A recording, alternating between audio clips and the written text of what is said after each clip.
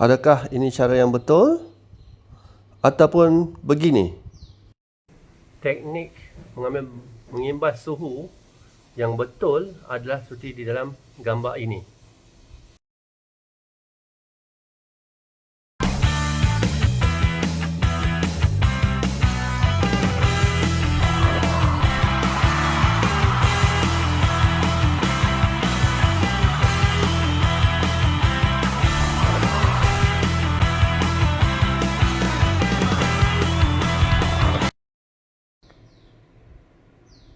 Assalamualaikum, terima kasih kerana bersama saya kembali di dalam Sembang Sazwan.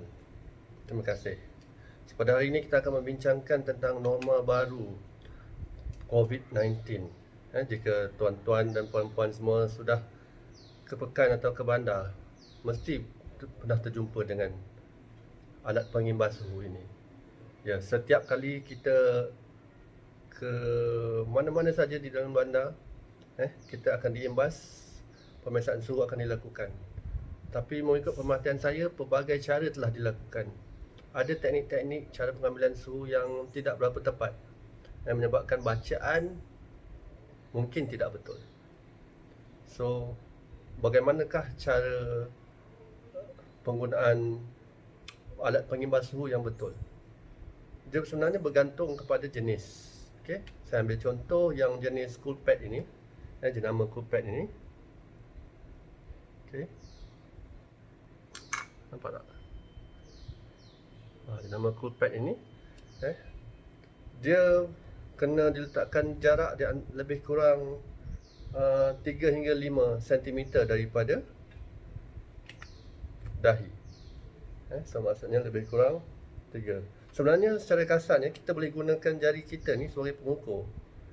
Sebab 3 ruas jari kita ni lebih kurang bersamaan antara 3 hingga 5 cm. Begitulah lebih kurang secara kasarnya. Sebab tu kadang-kadang kita tengok ada yang mengambil dari jauh sangat. Itu menyebabkan bacaan suhu badan tidak tepat. Adakah ia sebenarnya sesuai digunakan untuk suhu badan? Buat pengetahuan semua, suhu badan yang kita nak ukur sebenarnya adalah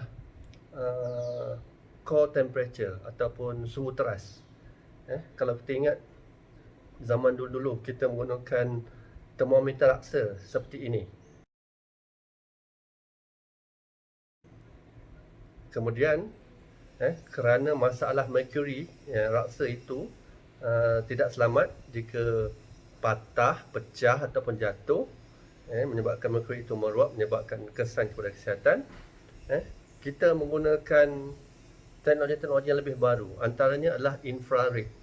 Infrared yang mungkin anda pernah guna adalah yang tembak di telinga itu, seperti ini. Okay. Dan juga sekarang ada jenis baru seperti ini. Dia adalah digital, kita panggil dia termometer digital. Okey, di mana kita masih meletakkan secara kaedah lama di bawah lidah, dan dia akan berbunyi menyatakan bahawa bacaan telah diambil. Lebih kurang 1 hingga 2 minit bergantung pada jenis termometer yang digunakan. So secara amnya, suhu teras ni yang terbaik, sebenarnya suhu terasnya adalah suhu badan di dalam badan. Tetapi takkan kita nak cocok ke dalam tubuh pula untuk mengukur suhu kan. So ada alternatif. Yang terbaik adalah pemeriksaan rectal temperature ataupun suhu di dalam jubur. Itu yang terbaik. Tetapi tidak praktikal dilakukan. So, cara-cara lain yang lebih praktikal adalah dengan menggunakan termometer infrared di telinga. Itu juga adalah baik. Dan juga menggunakan termometer jenis begini yang diletakkan di bawah lidah. Untuk kanak-kanak, kadang-kadang termometer ini diletakkan di celah ketiak. Namun begitu, awas, bacaan mungkin tidak berapa tepat. Biasanya jika di ketiak, kita mungkin terpaksa menambah suhu kepada bacaan yang telah kita ambil. Contoh, kalau bacaan yang kita ambil di ketiak itu 37.5, so suhu sebenar mungkin 37.8, memerlukan penambahan 0.3 darjah Celsius. Okey, jelas itu ya. Okay. Tetapi kadang-kadang kita tengok di social media, ada yang mengambil suhu menggunakan pengimbas suhu seperti ini, di bawah normal, di bawah sangat normal sehingga tidak kompatibel untuk kehidupan. Okey, apakah suhu normal badan? Suhu normal badan adalah 37 darjah Celsius. Okey, so kalau suhu badan anda 37.5, kita anggap mild fever ataupun demam yang mild. Tapi jika suhu badan anda 38, memang confirm anda demam. Dan jika 39 dan 40 darjah Celsius, anda mengidap demam yang teruk. Okay. Apakah faktor-faktor yang boleh menyebabkan bacaan suhu badan tu tidak tepat? Yang pertama, jika anda contoh beratur menunggu giliran untuk masuk ke kedai di tengah panas, sampai giliran anda setelah anda berdiri lebih kurang 10 minit di tengah-tengah panas, kemudian dia buat pemeriksaan, kemungkinan besar bacaannya adalah tinggi, tapi tidak bermakna anda demam. Ataupun jika anda berada di tempat yang terlalu sejuk, bila diimbas suhu badan anda mungkin di bawah 30 darjah Celsius. Okay. Untuk alat pengimbas infrared seperti ini, ada yang kita lihat kesilapan teknikal di mana ada pengimbas suhu yang seperti ini juga digunakan untuk industri. Maksudnya untuk mengukur suhu objek, untuk mengukur suhu environment.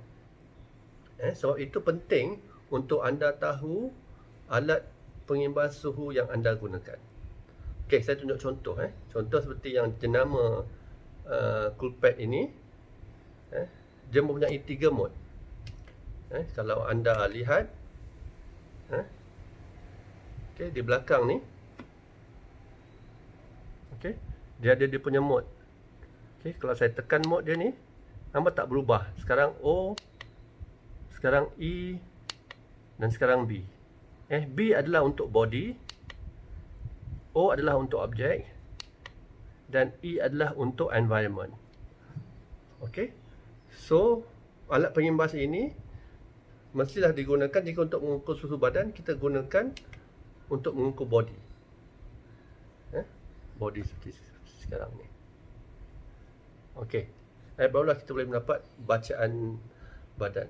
Okey, alat pengimbas ini sesuai digunakan sebagai screening tool, iaitu cara untuk mengimbas sama ada, tapi untuk menyatakan seorang itu demam ataupun tidak, memerlukan alat pengukur suhu yang lebih jitu, sama ada ikut mulut ataupun pemeriksaan infrared telinga itu. So, adakah alat ini membantu? Ya, pada zaman wabak COVID ini, kita tak mahu bersentuh, kita ingin mengurangkan sentuhan. Ini merupakan cara untuk mengukur suhu yang baik. Okay? Dan selalunya, jika anda demam, selalunya ada simptom-simptom lain.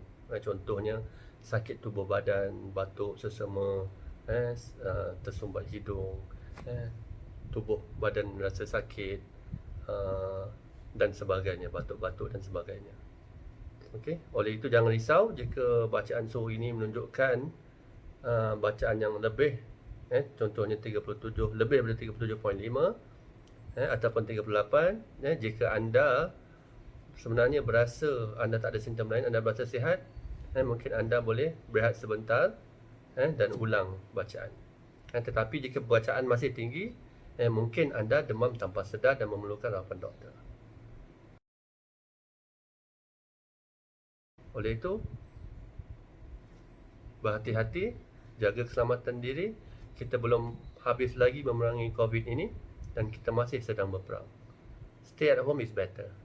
Take care. Assalamualaikum.